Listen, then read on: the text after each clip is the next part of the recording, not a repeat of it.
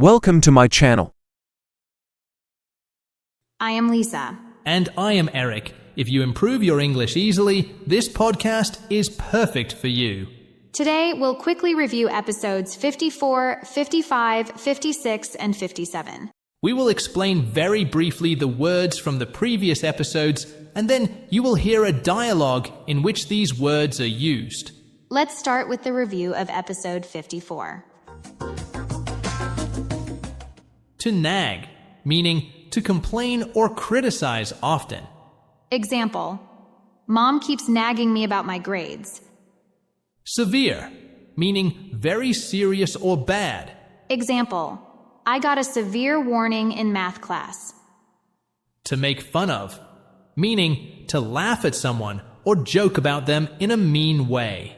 Example: Don't let others make fun of you.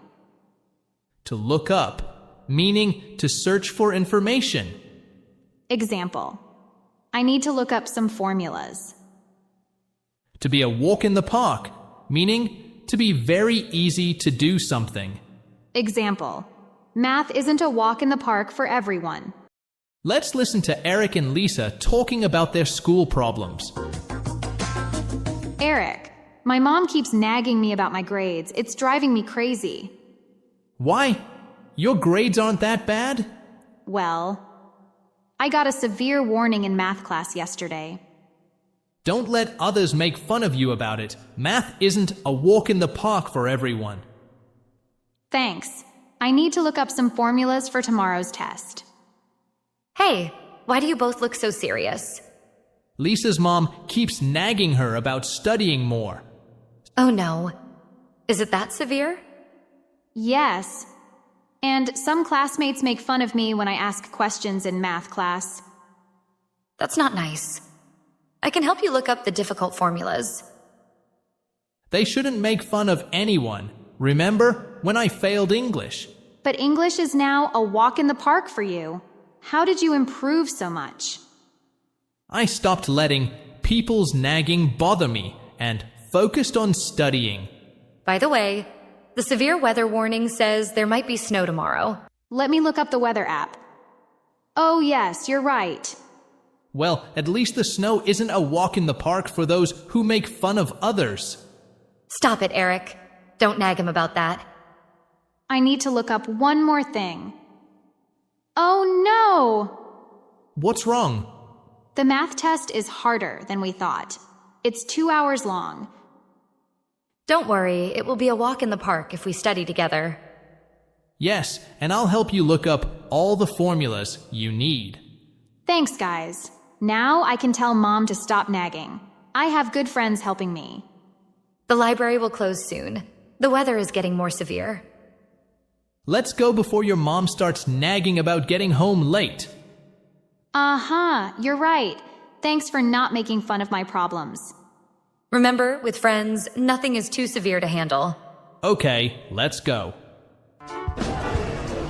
Let's move on to episode 55. Reliable, meaning dependable, trustworthy. Example: You know I'm very reliable. To be fancy, meaning elegant, expensive, high class. Example: The new place is really fancy. I've got your back, meaning I'll support and help you. Example: Don't worry, I've got your back. To drop off, meaning to take someone or something somewhere. Example: I need to drop off some old furniture. Easier said than done, meaning more difficult to do than to talk about. Example: Moving sounds simple, but it's easier said than done. Let's listen to Eric and Lisa discussing their weekend plans. Eric, I'm so stressed about moving to my new apartment next week. Don't worry. You know I promised to help, and I will. You're always a reliable friend. Thanks, Eric. The new place is really fancy, but moving all my stuff there... I know it's easier said than done, but we'll manage together. I've got your back, Lisa. Hey guys, what are you planning? Lisa's moving next week. Oh, moving to that fancy new building downtown? Yes, but first I need to drop off some old furniture at the donation center. No problem. I can help you drop off everything on Saturday morning. Your new apartment is so fancy. I saw it last week. Thanks. I just need a reliable moving company too. My brother's company is very reliable. They can help. Moving sounds simple, but it's easier said than done. True. At least Eric said that. I've got your back. He is always helpful. Of course, we'll drop off the donations first, then start moving. The fancy furniture might need special care. Yes, but Eric's brother's company is reliable. They'll be careful with everything. Don't stress. Remember, I've got your back. It's definitely easier said than done, but we'll help. Thanks. Can we also drop off these boxes at my mom's? Sure, that's what reliable friends are for. The review of episode 57. Yummy, delicious, very tasty. Example, the chocolate cake was so yummy I ate 2 pieces. Precaution, an action taken to prevent something bad. Example, I took an umbrella as a precaution in case it rains. To bump into, to meet someone unexpectedly.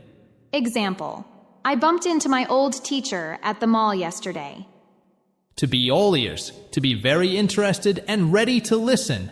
Example, tell me about your vacation. I'm all ears. Face the music, to accept the consequences of your actions. After breaking the vase, he had to face the music and tell his mom. Today, we're talking about my weekend adventure. I heard you tried that new restaurant. How was it?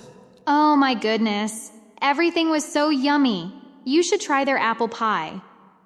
Sounds great. Did you go alone? Actually, I bumped into Sarah from high school there. No way. How long has it been since you saw her? Almost 5 years. She looked so different that I almost didn't recognize her. Tell me everything. I'm all ears. Well, first she told me she's getting married next month. That's amazing. Will you go to the wedding? Yes. But she warned me to take some precautions because it's an outdoor wedding. What kind of precautions? You know, bringing sunscreen, maybe a hat, and definitely bug spray. Oh, I see. Speaking of Sarah, didn't she quit her job last month? Yes, and now she has to face the music with her parents. Oh no, what happened? They wanted her to be a doctor, but she's opening a bakery instead. Really? I'm all ears. Tell me more about her plans. She makes these yummy cakes and cookies. I tried some at the restaurant. Is that why you bumped into her there? Yes, she's actually working with the restaurant owner. But her parents don't approve? No, and now she has to face the music and tell them about using her college fund for the bakery. That's tough. And now, she'll admit everything. Yes, she's going to show them her business plan first. Smart, right? Very smart. Hey, maybe we should visit her bakery when it opens. Definitely. Those yummy desserts are worth it. I hope she'll get her parents' approval. I hope so. The review of episode 58. To be determined. To be very focused on achieving something. She is determined to win the competition. To enhance, to improve, or increase quality. These classes will enhance your job skills. To get away with. To do something wrong without being punished. He got away with being late 3 times this week. To take advantage of. To use an opportunity. You should take advantage of the free gym membership. To be on thin ice. To be in a risky or dangerous situation. After missing 2 deadlines, he was on thin ice at work. I want to share some exciting news about my study plans. You're determined to study in Canada, right? Absolutely. I want to enhance my English skills. But didn't your parents say no at first? Well, My brother got away with going to Canada last year. So, you thought you could too? Yes, and I wanted to take advantage of the scholarship program. Be careful though. You're on thin ice with your grades right now. I know, that's why I'm determined to study harder this semester. How will studying abroad enhance your future career? The program includes work experience, which is amazing. Just don't try to get away with skipping classes like your brother did. No way, I know. I'm already on thin ice with my parents about this plan. Will you take advantage of the free language classes too? Yes, I'm determined to improve my French as well. Your brother tried to get away with not learning French, right? Yes, and now he regrets it. I want to enhance both languages. Just remember, you're on thin ice until you improve your grades. I know. I'll take advantage of every study session. That's good. Your parents will see how determined you are. Yes, and I won't try to get away with anything. And the program will really enhance my resume. Great. When do you start? Next semester, if I keep improving my grades. I see. Good luck to you. I am Lisa. And I'm Eric. Do you want to improve your English easily? If so, you're in the right place. So, listeners, we made some small changes to our podcast. First, you will hear a conversation between Chris and Jessica about how never to forget English words. We have chosen some words from the conversation, and then after the conversation, we will explain these English words. We hope you'll like and find these small changes useful. Okay, let's listen to Chris and Jessica. Hi everyone, I'm Chris. Hi everyone, I am Jessica. Today we're going to talk about a topic that many English learners struggle with: how never to forget English words.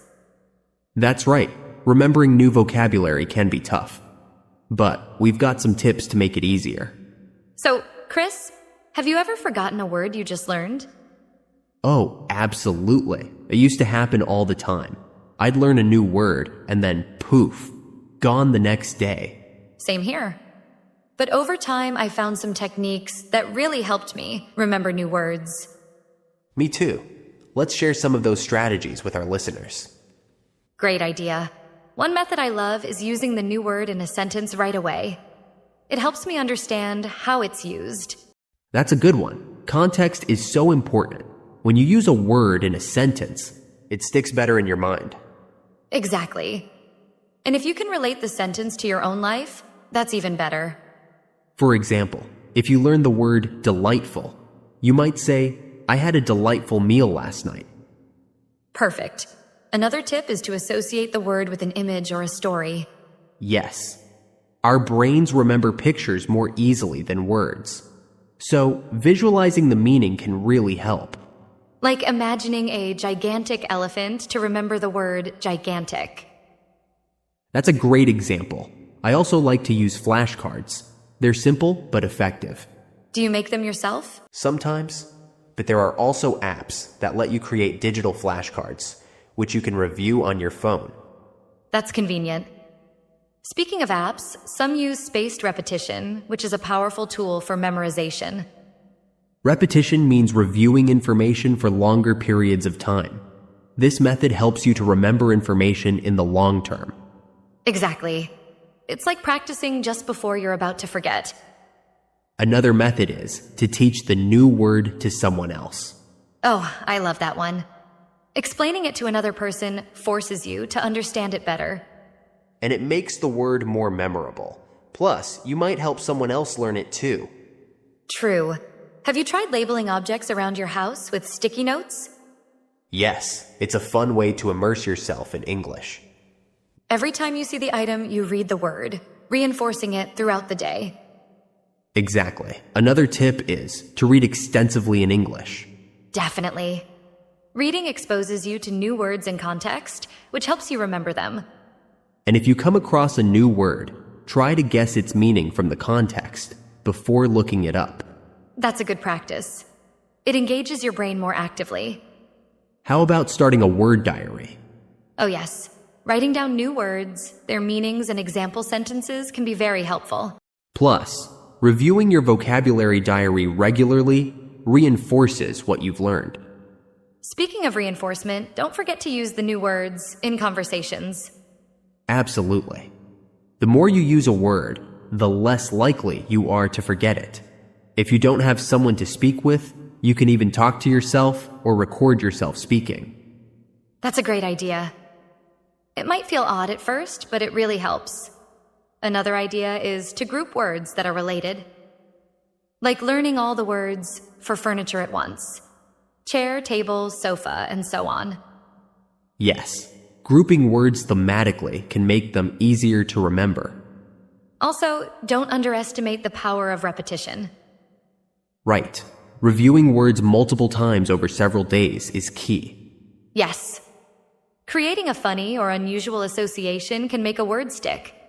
For example, to remember bizarre, you might think of a bizarre bazaar.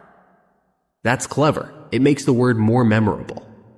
Lastly, try to stay curious and enjoy the learning process. A positive attitude makes a big difference. Learning new words is like unlocking new ways to express yourself. Well said, Chris. Thanks, Jessica. So, to recap, use new words in sentences, associate them with images, use flashcards and spaced repetition, and teach them to others. And label objects, read extensively, keep a vocabulary diary, practice speaking, group related words, use repetition, and stay positive. That's a great summary. Remember, everyone learns differently, so find the methods that work best for you. And don't be afraid to mix and match these strategies. Exactly. The goal is to make learning enjoyable and effective. Keep practicing and stay curious. Jessica and Chris together. Until next time, bye. Did you like the tips, Eric? Yes, I like them a lot. All of them seem very useful. In my opinion, the best one is to talk to yourself or record yourself speaking, so you can catch your mistakes, improve your fluency, and learn the words you learn. You know it is said, use it or lose it. This is a really effective way for our listeners to use the words they have learned. Yes, that is really a very effective way. Our followers should try it. I agree, Lisa. Okay, let's start today's words. What is the first word today, Eric? All right, Lisa. The first word is delightful. Delightful. In our very first podcast, Chris and Jessica talked about ways to remember new words in English, and one of the examples they used was the word delightful. As Chris said, if you learn the word delightful, you might say, I had a delightful meal last night. Today, Lisa and I are going to talk more about this great word. Delightful is an adjective, and it means something that is very nice or enjoyable. When something is delightful, it makes you happy. Right, Eric. Delightful is perfect for describing little moments that make life special. For example, if you say, I had a delightful afternoon at the park, it means you really enjoyed your time at the park. Exactly. You can also use delightful to describe people. For example, she has a delightful smile. It means her smile makes people happy. You can use delightful for many things: experiences, people, places, or even food. Imagine saying, this cake is delightful. It means it tastes really good and makes you happy. Yes, it's a great word to add positivity. If something makes you smile, delightful is a good choice. That's right, Lisa. You can use it for anything that makes you feel good. And remember, the more we use words like delightful, the more positivity we can spread. Absolutely, Lisa. That was a great word to start with, but we have even more exciting words to share. Yes, let's dive right into our next word. I think our listeners are going to find this one just as interesting. Okay, Lisa. The second word is gigantic. Gigantic. Gigantic is an adjective, and it means something extremely large or huge. Remember, in the first podcast, Chris said, like imagining a gigantic elephant to remember the word gigantic. That's right, Eric. Gigantic is perfect for describing things that are much, much bigger than usual. For example, you could say, they constructed a gigantic concert hall downtown. This means the concert hall was much larger than a typical one you would see. Another example might be, the tree in our backyard is gigantic. This tells us that the tree is extremely large compared to the others around it. You can also use gigantic in a more figurative sense. For example, they built a gigantic statue for the city center. It means the statue was extremely large and noticeable compared to other statues around it. Eric, but how common is gigantic in everyday conversation? Well, it's fairly common, especially when people want to emphasize something that is exceptionally large, but it might not be as frequently used as simpler words like big or huge. So, listeners, next time you see something really big, whether it's a building, a tree, or an animal, you can describe it as gigantic. It's an effective way to add emphasis to your description. Okay, well, I think we have explained gigantic pretty enough. Let's move on to the next word. The next word is to reinforce. To reinforce. To reinforce means to make something stronger or more effective. That's right, Eric. We often use reinforce when talking about strengthening an idea, a habit, or even a physical structure. For example, you could say, the teacher repeated the lesson to reinforce the students' understanding. This means the teacher wanted to make sure the students remembered the lesson well by going over it again. Another example could be, the bridge was reinforced to make it safer. In this case, it means that the bridge has been physically made stronger to carry more weight. You can also use it in a more abstract way. For instance, praising children can reinforce good behavior. This means that by giving positive feedback, you are encouraging and making the behavior stronger. Exactly, Lisa. It's a great word to use whenever you want to talk about making something more solid or effective, whether it's an idea, a habit, or a structure. So, listeners, try using reinforce when talking about making something stronger. It can make your English sound more precise. Well, that's it for the word to reinforce. Let's continue with the next word. Okay, Lisa. The next word is underestimate. Underestimate. Underestimate is a verb, and it means to think that something or someone is not as important, strong, or capable as they really are.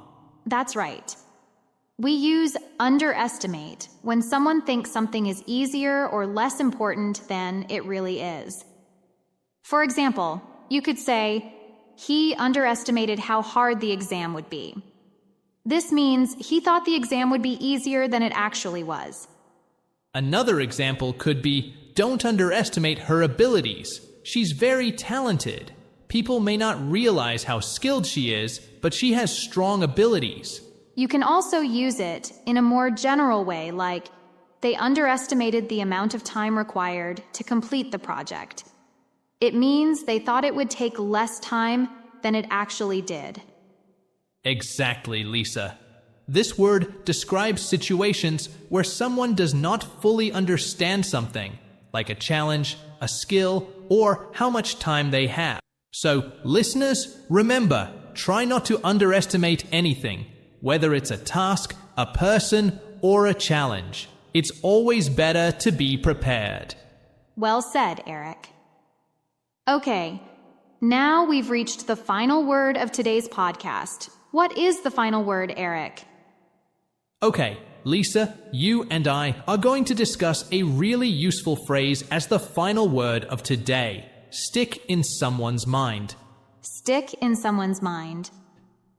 Stick in someone's mind is an idiom. It means something is so memorable that it stays in your mind for a long time. Exactly. For example, you could say, the teacher's explanation really stuck in my mind.